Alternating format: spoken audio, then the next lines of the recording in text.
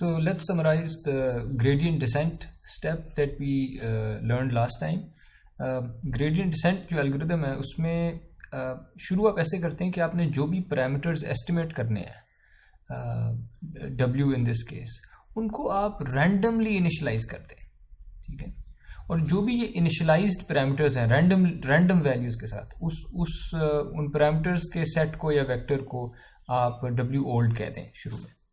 उसके बाद आपने रिपीटेडली ये नेगेटिव ग्रेडियंट की डायरेक्शंस में जंप्स करनी है, जिसमें आपके पास हर बारी आप अपने जो भी आपके करंट पैरामीटर्स हैं W ओल्ड उन पे उस जगह पे आप अपने लॉस फंक्शन का डेरिवेटिव कंप्यूट करते हैं या ग्रेडियंट वेक्टर कंप्यूट करते हैं with respect to your parameters, और इस वेक्टर की जो भी वैल्यूज इस वेक्टर के अंदर अब पड़ी हैं ये आपका ग्रेडियंट वेक्टर है।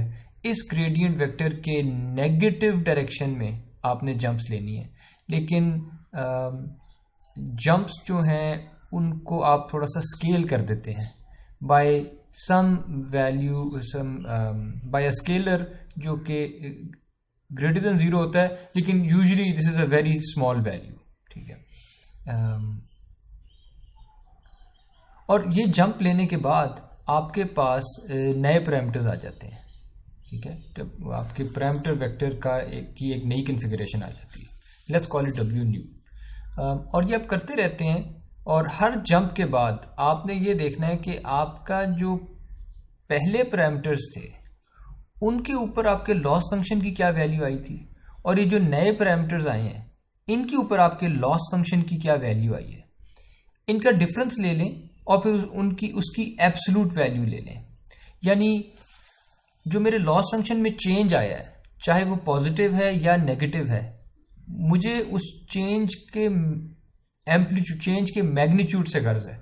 यानी अगर चेंज किसी भी, लेट्स कॉल एप्सिलॉन जो है वो एक छोटी वैल्यू है, फॉर एग्जाम्पल 1e-3 या 1e-4 या सम स्मॉल वैल्यू, ठीक है, सम स्मॉल वैल्यू। कोई थ्रेशोल्ड है कि एज लॉन्ग एज आपका लॉस का जो चेंज है if it is greater than some threshold तो keep making these jumps in the negative gradient direction. लेकिन अगर आपका लॉस चेंज होना बंद हो गया है, और मोर स्पेसिफिकली अगर आपके लॉस का जो चेंज है वो इन छोटी वैल्यूज से भी छोटा हो गया है, 1e-3 से भी कम है या 1e-4 से भी कम है, अगर आपका लॉस फंक्शन बहुत कम चेंज हो रहा है तो this might be a good time to stop taking more jumps, क्योंकि आप किसी ना किसी मिनिमम पे पहुंच गए होंगे फंक्शन के, ठीक है। You are probably very close to a minimum of the function, तो यहाँ पे लॉस बहुत कम चेंज हो रहा होगा। So that's the standard gradient descent algorithm, ठीक है। 3 स्टेप्स हैं। इनिशियलाइज करें, ग्रेडियंट की नेगेटिव ग्रेडियंट की डायरेक्शन में जंप्स लेनी है आपने, और कोई ना कोई कन्वर्जेंस क्राइटेरिया एंड पे आपने चेक कर लेना है। कन्वर्जेंस क्राइटेरिया यानी has your algorithm converged to a good minimum, ठीक है।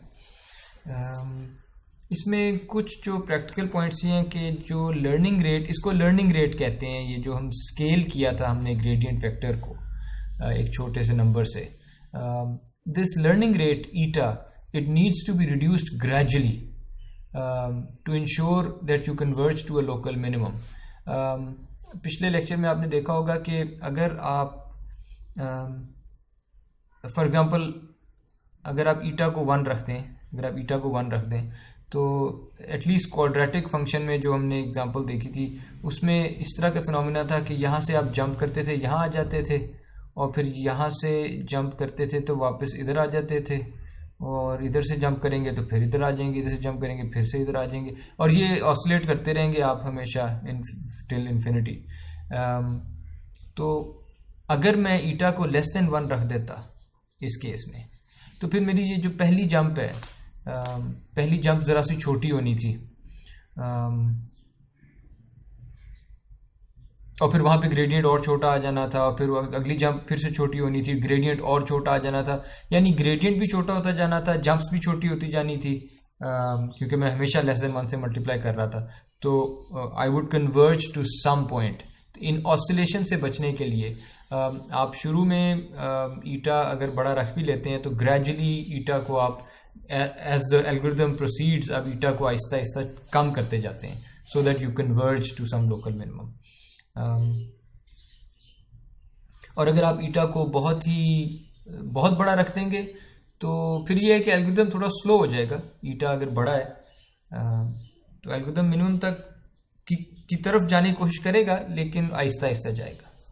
ठीक है, तो it's always a good idea कि शुरू में आप रीजनेबली बड़ा रखें, बहुत बड़ा ना रखें ईटा को, लेकिन आहिस्ता आहिस्ता उसको छोटा करता जाए।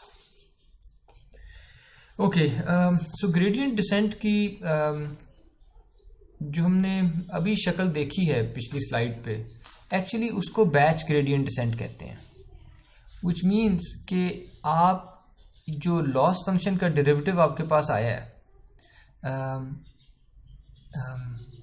ये सारी की सारी ट्रेनिंग एग्जाम्पल्स पे हुआ है। अब ट्रेनिंग एग्जाम्पल से हमारा क्या मतलब है? सो ये एंड गेट वाली प्रॉब्लम देख लेते हैं। एंड गेट पे हमने कहा था कि अगर दो इनपुट्स हैं x1 x2 और फिर कोई टारगेट्स हैं t, तो 0 0 पे आप 0 कहते हैं, 0 1 1 0 1 1, और सारे आंसर 0, सिर्फ 1 1 पे आंसर 1 है। ये जो तीन चीज़ें थी, ये एक ट्रेनिंग एग्जाम्पल है, ये वाली अगली ये दूसरी ट्रेनिंग एग्जाम्पल है, ये तीसरी ट्रेनिंग एग्जाम्पल है, और ये चौथी ट्रेनिंग एग्जाम्पल है। ठीक है, यानी हम कह रहे हैं कि जब मैं आपको 0 और 0 इनपुट करूं तो आपने 0 आंसर करना है, जब मैं आपको 0 और 1 इनपुट करूं तो आपने 0 आंसर करना है, एंड सो ऑन, और जब मैं 1 और 1 इनपुट करूं तो आपने 1 आंसर करना है। तो दीज आर 4 ट्रेनिंग एग्जाम्पल्स। ठीक है, लॉस फंक्शन जो है, लॉस फंक्शन जिस तरह से भी डिफाइन किया जाए, आपके जो भी पैरामीटर्स हैं उसमें यूजुअली लॉस फंक्शन इस तरह से डीकम्पोज किया जाता है कि it is a sum overall training examples. इस केस में हमारे पास 4 एग्जाम्पल्स हैं, और let's call this ln of w, और ln ऑफ w का मतलब है कि जब मैंने nth ट्रेनिंग एग्जाम्पल दी थी, तो क्या nth टारगेट यानी nth ट्रेनिंग इनपुट जब मैंने दी थी, तो क्या मेरे पास nth टारगेट की वैल्यू आई थी या नहीं आई थी? नहीं आई थी तो कितने दूर थे आप उस टारगेट वैल्यू से? तो वहां से आप एक लॉस डिफाइन करते हैं। अभी मैं रेजिस्ट करूंगा, मैं लॉस फंक्शन डिफाइन नहीं करूंगा, मैं सिर्फ ये कहना चाह रहा हूं कि जो ओवरऑल लॉस है पूरे के पूरे ट्रेनिंग सेट पे, उस लॉस को मैंने डीकम्पोज कर दिया है इनटू पर training example losses. Her training example का जो लॉस है उनका सम कर दूंगा, तो ये डीकम्पोजिशन है मेरे पास लॉस फंक्शंस की। तो अगर लॉस ऐसे है तो इसका मतलब कि अगर लॉस डीकम्पोज हो सकता है, इसका मतलब है कि लॉस का जो डेरिवेटिव है वो भी फिर डीकम्पोज हो गया, क्योंकि अगर लॉस सम ऑफ लॉसेस से आ रहा है तो डेरिवेटिव भी सम ऑफ डेरिवेटिव से आएगा। ठीक है, और वो हर एग्जाम्पल पे जो लॉस था, एक ट्रेनिंग एग्जाम्पल पे जो लॉस था, उसका जो डेरिवेटिव था वो कंप्यूट कर लें। ठीक है, तो असल जो डेरिवेटिव जिसे कहते हैं वो ये चीज़ है। ठीक है, और इसे कहते हैं पूरे ट्रेनिंग बैच जो था, पूरे का पूरा ट्रेनिंग सेट, उसके ऊपर कंबाइंड जो प्रॉपर ग्रेडियंट है वो है नेबुला एल। ठीक है, और अगर ये सारे के सारे एग्जाम्पल्स पे ग्रेडियंट को मैं कंप्यूट करूं, उन सारों को सम करूं, तो फिर ये प्रॉपर ग्रेडियंट आता है, और इसको यूज करूं ग्रेडियंट डिसेंट में, इसे कहते हैं batch gradient descent. Batch gradient descent. Then there is something called sequential gradient descent, जिसके अंदर आप जैसे ही आपने किसी एक ट्रेनिंग एग्जाम्पल पे आपने ग्रेडियंट निकाला था ना, उसी वक्त आपने अपने जो पैरामीटर्स थे पुराने उनको एडजस्ट कर लिया। यानी आपके पास कोई करंट पैरामीटर्स पड़े हैं, उन पैरामीटर्स की बेस पे आपने कोई ग्रेडियंट निकाला है, लेकिन एक एग्जांपल पे वो ग्रेडियंट वेक्टर जो आया आपके पास उधर ही नेगेटिव डायरेक्शन में आपने जंप ले लिया और अपने पैरामीटर्स अपडेट कर दिए। जब आप दूसरी एग्जांपल पे आएंगे तो फिर एक नया ग्रेडियंट निकलेगा, उसी वक्त एडजस्ट कर देंगे। तीसरी एग्जांपल पे आएंगे, नया ग्रेडियंट निकलेगा, एडजस्ट कर देंगे। यानी जहां बैच ग्रेडियंट डिसेंट में 4 ग्रेडियंट्स को ऐड करके एक ही ग्रेडियंट निकाला गया और फिर जंप ली गई, इधर सीक्वेंशियल ग्रेडियंट डिसेंट में आपके पास अगर 4 एग्जांपल्स थी तो 4 दफा जंप्स ले चुके होंगे आप। बैच में 4 एग्जांपल्स के बाद एक जंप थी, सीक्वेंशियल ग्रेडियंट डिसेंट में 4 एग्जांपल्स के अंदर 4 जंप्स लग चुकी होंगी। ठीक है, so that's sequential gradient decent.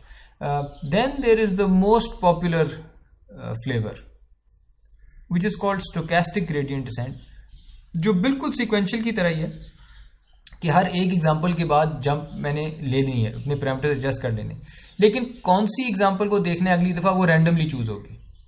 Sequential में तो ये है ना कि लेट्स से मैंने पहले n को पहले 1 रखा, फिर n को 2 रखा, फिर n को 3 रखा, फिर n को 4 रखा। लेकिन इस केस में आप स्टोकेस्टिक ग्रेडियंट डिसेंट में आप रैंडमली चूज करते हैं कि कौन सी एग्जाम्पल मैंने उठानी है। ठीक है, दैट्स स्टोकेस्टिक ग्रेडियंट डिसेंट।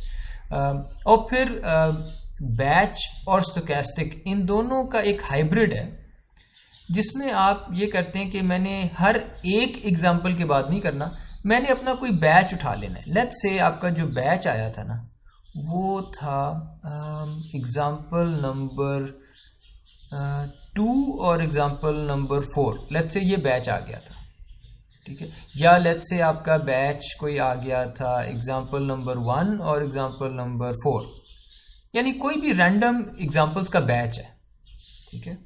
और वो बैच पूरे का पूरा ट्रेनिंग सेट नहीं है, ट्रेनिंग सेट का एक सबसेट होगा, लेकिन रैंडमली सिलेक्टेड। एग्जाम्पल 2 और 4 पे ग्रेडियंट्स लें, दोनों को ऐड करें, ये ग्रेडियंट पूरे का पूरा आ जाएगा। या एग्जाम्पल 1 और एग्जाम्पल 4 को लें, ग्रेडियंट्स कंप्यूट करें, दोनों को ग्रेडियंट्स को ऐड करें, तो आपके पास ये वाला ग्रेडियंट आ जाएगा, ठीक है। तो ये दोनों का एक दोनों के यानी बैच ग्रेडियंट डिसेंट और स्टोकेस्टिक ग्रेडियंट डिसेंट के बीच में एक अप्रोच है which is mini batch gradient decent, ठीक है। जो सबसे ज़्यादा कॉमन है वो स्टोकेस्टिक ग्रेडियंट डिसेंट है कि रैंडमली कोई भी एग्जांपल उठा लें और उसकी बेस पे ग्रेडियंट वेट्स को अपडेट कर दें। और दूसरा जो ज़्यादा पॉपुलर है वो है stochastic gradient decent using mini batches, यानी एक एग्जांपल नहीं होगी, मिनी बैच होंगे पर रैंडमली सिलेक्टेड। तो ये ग्रेडियंट डिसेंट के कुछ फ्लेवर्स हैं।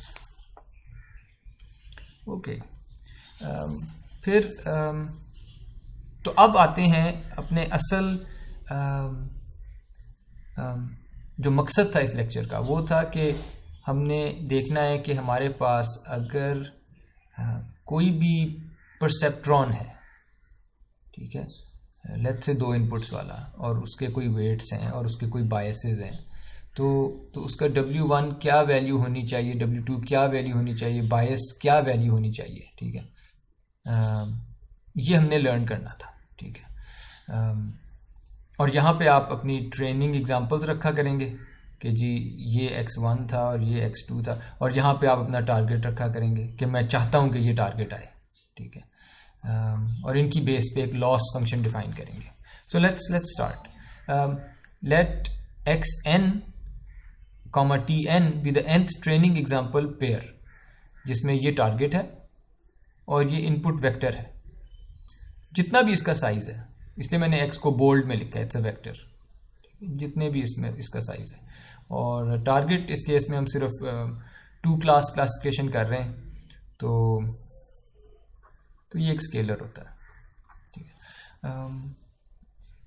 हमने जब पहले देखा था तो हमने कहा था एंड गेट में हम या 0 आउटपुट होगा या 1 आउटपुट होगा। अभी हम मैथमेटिकल कन्वीनियंस की खातिर, क्योंकि हमारे एल्गोरिथम हमारी फॉर सम मैथमेटिकल कन्वीनियंस हम जो 0 जिनको कह रहे थे टारगेट्स को, जो भी क्लास 0 है, यानी जिसको जब परसेप्ट्रॉन ऑफ है, उसको मैं कहने लगा हूं कि 0 की बजाय मैं वहां -1 चाह रहा हूं, ठीक है। एंड गेट हो और गेट हो, जौन सी भी प्रॉब्लम मैंने लर्न करनी है, जो भी मेरे बूलियन टारगेट्स थे पहले 0 और 1, उसमें 0 की बजाय मैं -1 कर रहा हूँ, ठीक है। 1 वाली क्लास 1 ही रहती है। और ये तो था टारगेट्स। जो मेरा परसेप्ट्रॉन है उसके ऊपर एक स्टेप फंक्शन लगा होता था एंड पे, और स्टेप फंक्शन कहता था कि अगर आपका W transpose X plus b greater than equal to 0 है तो 1 आउटपुट करना है, और लेस देन 0 है तो 0 आउटपुट करना है। वहां पे भी मैं उसको चेंज करके परसेप्ट्रॉन का जो स्टेप फंक्शन है वो 0 और 1 की बजाय मैं परसेप्ट्रॉन का स्टेप फंक्शन भी चेंज कर देता हूँ, और वो या 1 आउटपुट करता है या -1 आउटपुट करता है, ठीक है जी।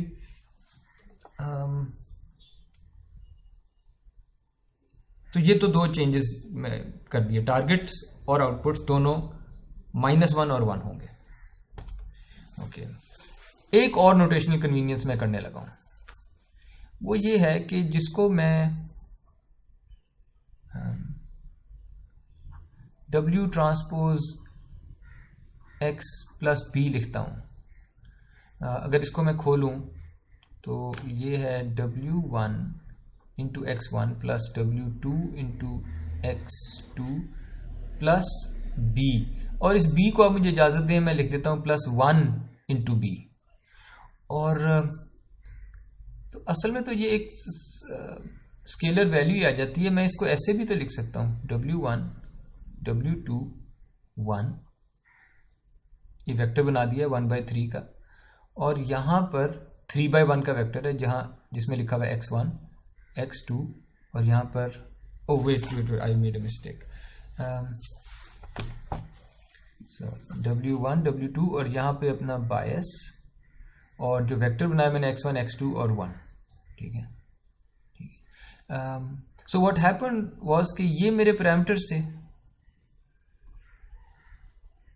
ये मेरे पैरामीटर्स का वेक्टर है, और ये मेरा इनपुट वेक्टर है जिसके अंदर मैंने, क्योंकि बायस की इनपुट हमेशा 1 होती है, तो मैंने उसको भी इंक्लूड कर दिया, अपेंड कर दिया है। यानी मैंने W वेक्टर के आगे अपेंड कर दिया है बायस, और मैंने जो इनपुट वेक्टर था X1 X2 उसके आगे अपेंड कर दिया है 1, ठीक है। अगर मैं ये कर दूं, और अगर आप मुझे इजाज़त दें थोड़ा अब्यूज़ ऑफ नोटेशन कर दूं, कि अब ये जो बायस अपेंड हुआ हुआ वेक्टर है ना, इस पूरे वेक्टर को मैं इसको W कहने लग जाता हूं। यानी अब के बाद जब भी मैं W कहूंगा उसमें बायस इंक्लूडेड है, बायस अपेंडेड है, और अब के बाद जब भी मैं इनपुट वेक्टर कहूंगा तो उसमें एंड पे एक 1 अपेंडेड है, ठीक है। तो इसी को मैं X कह देता हूं। हालांकि पहले मैं X जो है उसमें सिर्फ X1 X2 था, W वेक्टर में सिर्फ W1 W2 था पहले, लेकिन अब मैं जब भी W कहूँगा तो यू शुड अंडरस्टैंड कि मैंने बायस अपेंड कर दिया उसके अंदर, और इनपुट के आगे भी एक 1 अपेंड कर दिया है, तो my parameters always contain the bias from now onwards, ठीक है। और इससे ये होगा कि मैं now I can just write it W transpose X, ठीक है। और अगर मैंने थ्रेशोल्ड करना है तो बस W ट्रांसपोज X को थ्रेशोल्ड कर दूंगा ग्रेटर देन इक्वल 0 या लेस देन 0, ठीक है। और जो सबसे ज़रूरी बात है वो ये है कि अगर तो आपने, बल्कि एग्जांपल ले लेते हैं, लेट्स से वो एंड गेट को लेते हैं। 0 0 पे मैं चाहता था कि -1 आंसर आए, ठीक है। एंड गेट मैंने इम्प्लीमेंट करना था परसेप्ट्रॉन के थ्रू, मैं चाहता था 0 1 पे -1 आए, 1 0 पे -1 आए, और 1 1 पे 1 आंसर आए, ठीक है। तो ये पहली एग्जांपल ले लेते हैं, ट्रेन एग्जांपल 0 0 वाली, ठीक है। मैं ये चाहता हूँ, मुझे अभी W मैंने लर्न करने हैं,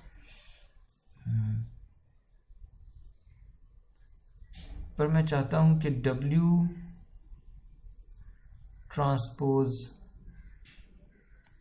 0 0 जो मेरी इनपुट थी और 1 अपेंड हुआ हुआ, ये चीज़ मैं कौन सी क्लास चाहता हूँ? मैं चाहता हूँ कि इसकी बारी, क्योंकि टारगेट जो है वो -1 है, मैं चाहूँगा कि W transpose this vector should be less than 0, है ना। सिमिलरली मैं चाहूंगा कि W ट्रांसपोज जो सेकंड वेक्टर है 0 1 और फिर 1 डिपेंड हुआ हुआ, इसका आंसर भी लेस देन 0 आए, ठीक है। और सिमिलरली तीसरी बारी भी W ट्रांसपोज 1 0 और 1 डिपेंड हुआ हुआ शुड बी लेस देन 0। यानी जब भी मेरा टारगेट -1 है, जब भी मेरा टारगेट -1 है, मैं चाहूंगा कि मेरा W ट्रांसपोज X जो है वो भी लेस देन 0 आए, ठीक है, ओके। और जब मेरा टारगेट 1 है तब मैं चाहूंगा, और वो कब है 1, जब मेरी इनपुट थी 1 1 और फिर 1 डिपेंड हुआ हुआ, ठीक है। इस पे मैं चाहूंगा कि मेरा आउटपुट 0 आए, सॉरी ग्रेटर देन 0 आए, ठीक है। इस पे मेरी आउटपुट ग्रेटर देन इक्वल 0 आए। यानी जब मेरा टारगेट 1 है तो मेरी आउटपुट पॉजिटिव आनी चाहिए, या ये डॉट प्रोडक्ट पॉजिटिव आना चाहिए। अब मैं आपसे ये रिक्वेस्ट कर रहा हूं, यू नीड टू ऑब्जर्व कि ये जो एक्सप्रेशन लिखी हुई है, ये एक्सप्रेशन वही कर रही है जिसको मैंने कहा कि हम चाह रहे हैं। आपके पास 4 एग्जांपल्स हैं, x1 को उठाएं पहली ट्रेनिंग एग्जांपल, और t1 को उठाएं पहली टारगेट वैल्यू, जो कि यहाँ W ट्रांसपोज x1 ये पहले यहाँ लिखा हुआ है, ठीक है। This was x1 vector. आप चाहते थे कि W transpose x1 less than 0 आए, लेकिन कब? जब टारगेट -1 है। इसको ऐसे भी लिख सकते हैं कि W ट्रांसपोज xn जो कि एक स्केलर आएगा, ये चीज एक स्केलर आ जाएगी, और आप चाह रहे हैं कि ये नेगेटिव आए। कब? जब Tn नेगेटिव है। अगर ये दोनों नेगेटिव हैं तो negative into negative greater than 0 answer आ जाएगा। और जब भी टारगेट 1 है तो आप चाह रहे हैं कि W ट्रांसपोज xn वो पॉजिटिव आए, तो पॉजिटिव T1 था, तो 1 into something positive greater than 0 answer आ जाएगा। यानी ये वो क्राइटेरिया है आपके W, मुझे नहीं पता W क्या है, पर मैं W के ऊपर एक क्राइटेरिया लगा रहा हूं कि अगर आपका पॉइंट करेक्टली क्लासिफाई होना है, इनपुट एग्जांपल अगर करेक्टली क्लासिफाई होनी है, तो W ऐसा होना चाहिए कि W ट्रांसपोज xn का वही साइन हो जो Tn का साइन है। अगर Tn नेगेटिव है तो W ट्रांसपोज x भी मुझे नेगेटिव चाहिए, अगर Tn पॉजिटिव है तो W ट्रांसपोज xn भी मुझे पॉजिटिव चाहिए। यानी जब भी मैं इन दो चीजों को मल्टीप्लाई करूंगा, अगर इनके साइन सेम है तो आंसर हमेशा पॉजिटिव आएगा, या दोनों नेगेटिव होंगे या दोनों पॉजिटिव होंगे। In both cases the product of these two numbers should be greater than 0। ये है मेरा परसेप्ट्रॉन का क्राइटेरिया। इस क्राइटेरिया की बेस, इस क्राइटेरियन की बेस पे मैं W लर्न करना शुरू करूंगा, ठीक है। So that's my perceptron criterion, W transpose xn multiplied by the target value. This should always be greater than 0 for a correctly classified point. Okay. Then, और अब हम पूरा लॉस फंक्शन डिफाइन कर देते हैं कि अब जरा मेरे साथ रहिएगा। मैं एक सेट बनाने लगा हूं, उस सेट का नाम है M, लेकिन ये सिर्फ मिस क्लासिफाइड पॉइंट्स का सेट है, ठीक है। अगेन मेरे पास जो पॉइंट्स है 0 0 0 1 1 1 0 एंड 1 1, 4 पॉइंट्स थे। लेट्स से मेरे W की कोई ऐसी वैल्यू है फिलहाल कि ये दो मिस क्लासिफाई हो रहे हैं और ये बाकी दो सही क्लासिफाई हो रहे हैं, तो मेरे सेट M में ये 2 पॉइंट्स पड़े होंगे, ठीक है। सो मेरे पास एक सेट M है मिस क्लासिफाइड पॉइंट्स का फिलहाल। लेट्स अस्यूम कि उसमें ये 2 ट्रेनिंग एग्जांपल्स हैं। मैं सिर्फ मिस क्लासिफाइड पॉइंट्स वाले सेट पे सम करने लगा हूं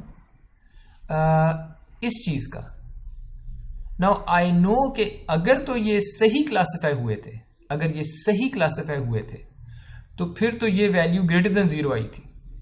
लेकिन अगर ये गलत क्लासिफाई हुए हैं तो ये वैल्यू नेगेटिव आई हुई है, और जितनी भी वो नेगेटिव आई हुई है उसको मैं फिर से माइनस से मल्टीप्लाई करता हूं। अब ये पॉजिटिव हो जाएगी, और ये जो भी वैल्यू आई है पॉजिटिव होके, इसको मैं कहता हूं ये मेरा लॉस है। ठीक है ना। अगर तो सारे के सारे पॉइंट्स मेरे सही क्लासिफाई हो गए हैं तो फिर मेरे पास सेट एम के अंदर कुछ भी नहीं है, फिर मेरे पास सेट एम के अंदर कुछ भी नहीं है, ये सम चलेगा ही कोई नहीं। और अगर मेरे पास सेट एम में 2 पॉइंट्स हैं तो मैं दोनों पॉइंट्स पे W transpose x n t n evaluate करूंगा। चूंकि वो मिसक्लासिफाइड थे, ये नेगेटिव नंबर्स होंगे, और उन नेगेटिव नंबर्स को मैं फिर माइनस से मल्टीप्लाई करूंगा, वो पॉजिटिव हो जाएंगे, और जितना वो पॉजिटिव नंबर आया है उतना ही मुझे नुकसान उठाना पड़ा है, उसको मैंने लॉस कह दिया है। ठीक है, आइडियली ये लॉस हमेशा मुझे 0 उठाना चाहिए कि या तो मतलब कोई मिसक्लासिफाइड नंबर हो ही ना, अगर है मिसक्लासिफाइड तो मैं इतना लॉस ऐड कर दूंगा, इतनी सजा मिलेगी। ठीक है, और वो सजा किसकी वजह से आई है? डब्ल्यू की वैल्यूज की वजह से आई है। ठीक है, तो दैट्स माय लॉस फंक्शन। ठीक है, सजा का एक फंक्शन है। ठीक है, कि लॉस फंक्शन का मकसद ये होता है कि डब्ल्यू को कितनी सजा देनी है, डब्ल्यू को कितनी सजा देनी है, ये इसका मकसद होता है। और फिर जब आपके पास लॉस फंक्शन अगर मौजूद है तो फिर जो ऑप्टिमल डब्ल्यू होगा, सबसे अच्छा डब्ल्यू, वो ऐसा होगा जो लॉस फंक्शन को मिनिमाइज करता हो। इसलिए हमने पिछली दफा मिनिमाइजेशन पढ़ी थी। हमने ऐसा डब्ल्यू ढूंढना है जो लॉस फंक्शन को मिनिमाइज करता हो, जिसपे लॉस की वैल्यू सबसे कम आती हो। ठीक है, और इसको मैथमेटिकली जो लिखने का तरीका है वो ये है कि W star the optimal W, W star the optimal W is the argument, by argument I mean input to a function. ठीक है, कोई भी फंक्शन एफ ऑफ एक्स जब होता है तो जो आपने उसको इनपुट किया होता है उसको आर्ग्यूमेंट भी कहते हैं आप, right. So W star the optimal W is the argument of the function L, which is my loss function, for which the value of the loss function is minimized. ठीक है, तो इसको पढ़ने का तरीका ये है कि the optimal W star is the argument of my function L या loss function for which the value of my loss function is minimum. Okay. और ये बात मैं आप पे छोड़ देता हूँ, बल्कि नहीं, लेट्स डू दिस कि ये ग्रेडियंट अब कंप्यूट कैसे होगा। अगर लॉस फंक्शन को मैं मिनिमाइज करना है, हमें पता है वो ग्रेडियंट डिसेंट से होता है, उसके लिए ग्रेडियंट चाहिए होता है। तो let's compute the gradient vector. Gradient vector में हम ये नेबुला ऑपरेटर यूज करते थे, और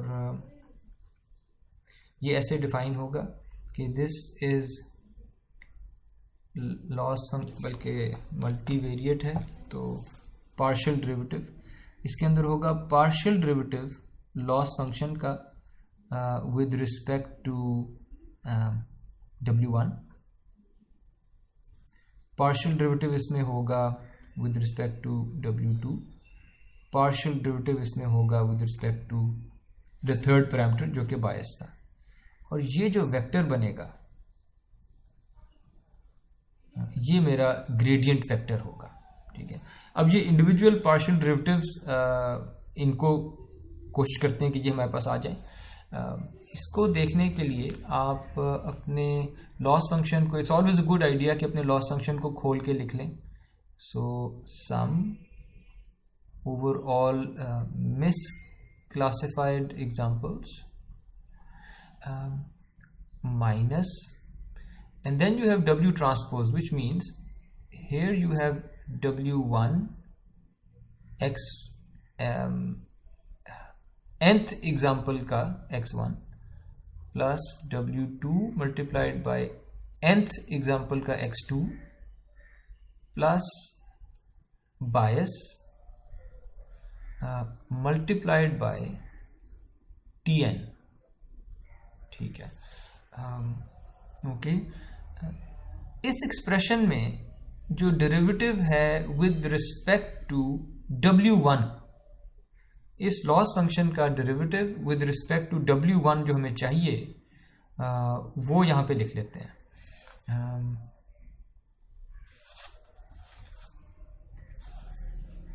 यानी curly L by curly W1 that will be, वहाँ सम हो रहा है तो यहाँ भी हम सम कर लेते हैं।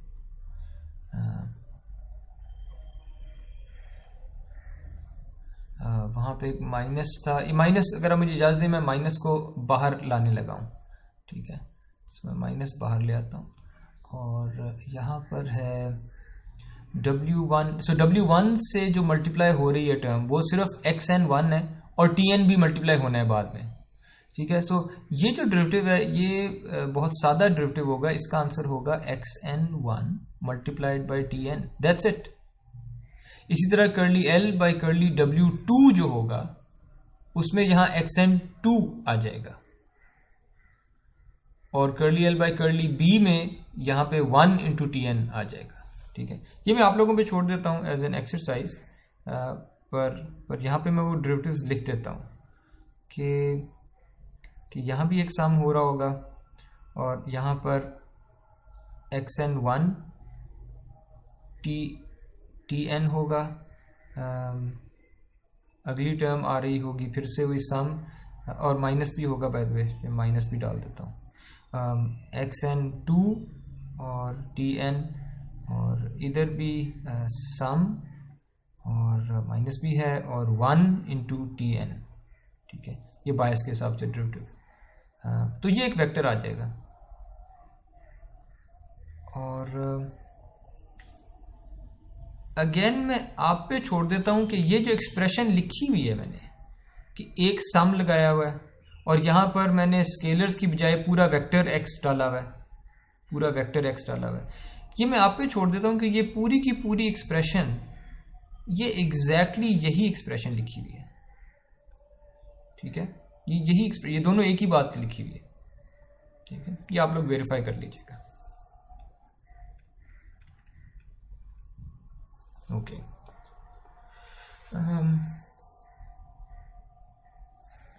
तो एक्चुअली पता ये लगा कि जो ग्रेडियंट वेक्टर है वो xn tn से आता है और जो माइनस xn tn से आता है। इसका मतलब है कि जो नेगेटिव ग्रेडियंट वेक्टर होगा उसमें ये माइनस खत्म हो जाएगा, माइनस इंटू माइनस प्लस, तो xn tn इस तरह की टर्म आएगी, okay. Now this gives us the perceptron algorithm, जो एक परसेप्ट्रॉन को ट्रेन करता है, यानी 2 क्लास क्लासिफायर को ट्रेन करता है।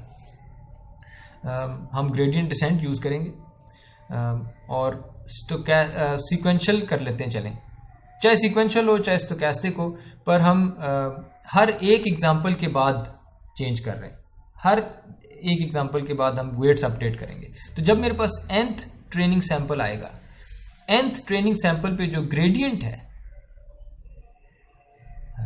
nth ट्रेनिंग सैंपल पे जो लॉस का ग्रेडियंट है वो हमने देखा है कि वो माइनस xn tn, ये है वो ग्रेडियंट। अगर तो वो nth training sample miss classified set में थी, अगर नहीं थी फिर तो ठीक है, सम में कुछ आना ही नहीं है, लेकिन अगर वो मिस क्लासिफाइड में थी nth ट्रेनिंग सैंपल तो ग्रेडियंट माइनस xn tn आएगा। और ग्रेडियंट डिसेंट में हम नेगेटिव ग्रेडियंट डिसेंट में जंप करते हैं, hence the plus sine over here, यानी माइनस इंटू माइनस वो प्लस हो गया। और जो भी पुराने पैरामीटर्स थे minus the negative gradient, sorry plus the negative gradient which is this term, और बाद नए पैरामीटर्स आ जाते हैं, ठीक है। लेकिन रिमेंबर ये सिर्फ तब करेंगे अगर nth ट्रेनिंग एग्जाम्पल अगर तो मिस क्लासिफाइड थी, वरना कुछ भी नहीं करेंगे हम। And this is called the perceptron learning rule, कि new parameters equals old parameters plus input vector into target, right, plus input vector into target, ये था आपका ग्रेडियंट। इसको परसेप्ट्रॉन लर्निंग रूल कहते हैं। अगर तो आपकी जो प्रॉब्लम है वो लीनियरली सेपरेबल है, यानी लाइन ड्रॉ करके आप जीरोज और वंस को सेपरेट अगर कर सकते हैं एक लाइन ड्रॉ करके, जो कि एंड गेट में यही प्रॉब्लम थी, और गेट में भी ऐसा ही था कि आप एक लाइन से, यानी एक लाइन से सेपरेट कर सकते थे, which means your training data, your training set was linearly separable. ऐसी प्रॉब्लम्स में ये जो परसेप्ट्रॉन लर्निंग एल्गोरिथम हमने अभी पढ़ा है, दिस इज गारंटीड कि ये आपको वो सही वाली लाइन दे देगा, ठीक है। चाहे वो ये वाली लाइन थी, चाहे वो ये वाली लाइन थी, चाहे ये वाली, जो भी लाइन थी, जो भी उनके W और B की वैल्यूज हो सकती थी, अगर प्रॉब्लम आपकी एक लाइन से सेपरेट की जा सकती है, perceptron algorithm is guaranteed to find that decision boundary for you in a finite number of steps, ठीक है। इन अ फाइनाइट, वो ज़्यादा हो सकते हैं, कम हो सकते हैं, पर एक finite number of steps, gradient descent के स्टेप्स में आप पहुंच जाएंगे उस सही लाइन पे। लेकिन अगर आपकी प्रॉब्लम एक लाइन से सेपरेट नहीं की जा सकती, जो कि एक्सक्लूसिव ऑर में हमने देखा था, एक्सक्लूसिव ऑर वाली जो इनपुट्स हैं उनमें 1 और -1 क्लासेस वाली जो इनपुट्स हैं, कोई एक लाइन नहीं है जो उनको सेपरेट कर सके, ठीक है। So if the problem is not linearly separable, तो फिर ये perceptron learning algorithm will never converge, यानी आप क़यामत तक लगे रहें, ये कभी भी उस तरह की लाइन, क्योंकि एग्जिस्ट ही नहीं करती, तो ये लाइन कभी भी नहीं ढूंढ पाएगा। लगे रहें, ज़्यादा मेहनत करने से कोई फ़ायदा नहीं होगा, दिस विल नेवर कन्वर्ज, ठीक है। तो अगर आपको शुरू में पता ही नहीं है कि आपकी प्रॉब्लम सेपरेबल है या नहीं है, तो आपको कोई गारंटी, आपको ये एल्गोरिथम हेल्प नहीं करेगा। और आपको ये भी नहीं पता कि अच्छा हो सकता है 2 और कर लूँ तो ये मुझे मिल जाएगी लाइन, अच्छा 10 और कर लूँ तो मिल जाएगी लाइन। सो इसलिए बेहतर है कि आप अपनी प्रॉब्लम्स में वैसे इंसाइट आपको होनी चाहिए कि ये लीनियरली सेपरेबल है या नहीं है। सो इसकी वीकनेस हमने देख ली है कि जो परसेप्ट्रॉन एल्गोरिथम है ये सिर्फ तब काम करता है अगर ट्रेनिंग डेटा लीनियरली सेपरेबल हो, ठीक है, वरना परसेप्ट्रॉन एल्गोरिथम काम नहीं करता। और जो सबसे बड़ी वीकनेस है इसकी, वो ये है कि रिमेंबर, ये पूरा एल्गोरिथम हमने सिर्फ एक परसेप्ट्रॉन को ट्रेन करने के लिए बनाया है, एक परसेप्ट्रॉन को, कि इस परसेप्ट्रॉन का वेट W1 W2 और इस परसेप्ट्रॉन का बायस भी, ये सिर्फ इनको ट्रेन करने के लिए बना था, एक परसेप्ट्रॉन को।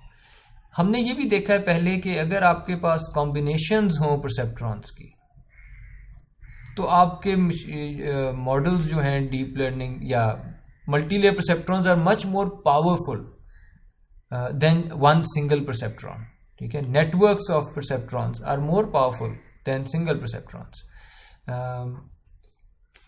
तो असल तो सवाल ये है कि आप मल्टी लेयर परसेप्ट्रॉन को कैसे ट्रेन करेंगे, ठीक है। इनके अगर इसका W11 है, इसका W12 है, इसका W21 है, इसका W22 है, इसका W31, इसका W32 एंड सो ऑन, और इनके अपने अपने बायसेस, अगर ये सारे हमने लर्न करने हैं, ठीक है, तो वो कैसे लर्न होंगे? उसमें परसेप्ट्रॉन वाला जो एल्गोरिथम हमने अभी देखा है, दैट डज नॉट हेल्प। और उसकी वजह ये है कि परसेप्ट्रॉन जो लर्निंग रूल था, परसेप्ट्रॉन का लर्निंग रूल था जैसे मैं सिर्फ किसी एक W1 की बात कर लेता हूँ। W1 new equals W1 old minus, बल्कि plus xn multiplied by Tn। Now imagine, visualise कि ये Tn कहाँ पे अवेलेबल होता है। देखिए, आप इनपुट्स तो इस लेयर पे डालते हैं और जो टारगेट है वो आपने यहां रखा होता है आउटपुट पे। तो as far as this last perceptron is concerned, इसको तो टारगेट मिल गया अपना परसेप्ट्रॉन लर्निंग रूल अप्लाई करने के लिए कि अच्छा टारगेट ये होना चाहिए था। इसको क्या टारगेट देंगे? इस बेचारे को क्या पता कि मुझे इस वक्त क्या आंसर देना चाहिए था, और इस बेचारे को क्या पता कि मुझे क्या आंसर देना चाहिए था। इसको आप टारगेट्स क्या असाइन करेंगे? यानी ये जितने भी इंटरमीडिएट न्यूरॉन्स हैं, आउटपुट वाले से पहले वाले, उनके लिए जो टारगेट्स हैं ना, वो हमारे लिए अननोन होंगे। और परसेप्ट्रॉन रूल जो है वो तो टारगेट की बेस पे लर्निंग करता है। टारगेट हमारे पास सिर्फ आउटपुट लेयर के न्यूरॉन, आउटपुट लेयर के परसेप्ट्रॉन का होता है। हिडन लेयर के परसेप्ट्रॉन का टारगेट हमारे पास नहीं अवेलेबल होगा। देयरफॉर ये परसेप्ट्रॉन एल्गोरिदम जो है ये सिर्फ एक परसेप्ट्रॉन को ट्रेन करने के लिए होता है, मल्टी लेयर परसेप्ट्रॉन्स को ट्रेन करने के लिए नहीं होता। तो अब हम मल्टी लेयर्स में perceptrons, the perceptrons that are truly powerful, वो वाले परसेप्ट्रॉन्स दैट जो कि हमने लास्ट टाइम प्रूव किया था कि they are universal approximators of any boolean function, any classification boundary, any continuous function. जो सही पावरफुल वाले मल्टी लेयर परसेप्ट्रॉन्स हैं, उनमें फिर ट्रेनिंग कैसे होगी, उनके ऑप्टिमल वेट्स, डब्ल्यूज एंड बायसेस ये कैसे लर्न किए जाएंगे, ये चीज़ हम इंशाल्लाह अगले लेक्चर में करेंगे। शुक्रिया।